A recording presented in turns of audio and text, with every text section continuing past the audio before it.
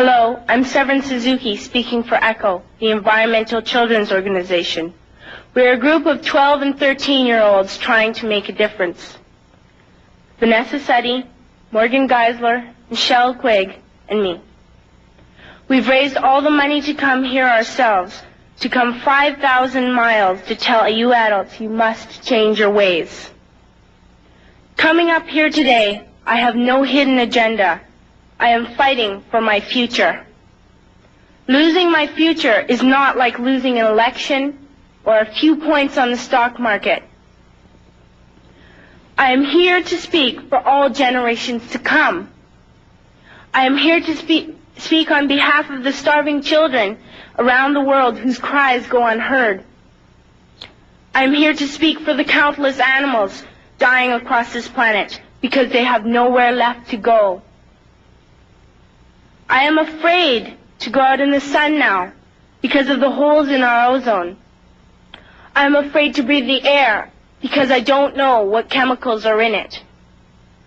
I used to go fishing in Vancouver, my home, with my dad, until just a few years ago we found the fish full of cancers.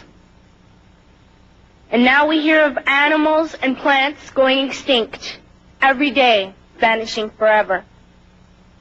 In my life, I have dreamt of seeing the great herds of wild animals, jungles and rainforests full of birds and butterflies.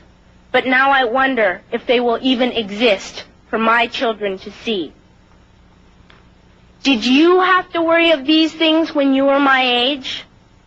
All this is happening before our eyes, and yet we act as if we have all the time we want and all the solutions. I'm only a child, and I don't have all the solutions. But I want you to realize, neither do you. You don't know how to fix the holes in our ozone layer. You don't know how to bring the salmon back up a dead stream. You don't know how to bring back an animal now extinct. And you can't bring back the forest that once grew where there is now a desert. If you don't know how to fix it, please stop breaking it. Here, you may be delegates of your government, business people, organizers, reporters, or politicians, but really, your mothers and fathers, sisters and brothers, aunts and uncles, and all of you are someone's child. I'm only a child, yet I know we are all part of a family. 5 billion strong. In fact, 30 million species strong.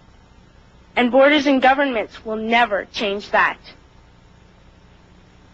I'm only a child, yet I know we are all in this together and should act as one single world towards one single goal. In my anger, I am not blind, and in my fear, I am not afraid of telling the world how I feel.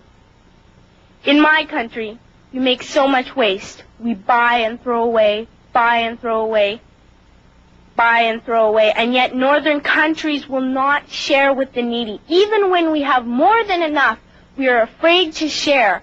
We are afraid to let go of some of our wealth. In Canada, we live the privileged life, with plenty of food, water, and shelter. We have watches, bicycles, computers, and television sets. The list could go on for 2 days. 2 days ago, here in Brazil, we were shocked when we spent time with some children living on the streets. This is what one child told us. I wish I was rich. And if I were, I would give all the street children food, clothes, medicines, shelter, and love and affection. If a child on the streets who has nothing is willing to share, why are we who have everything still so greedy?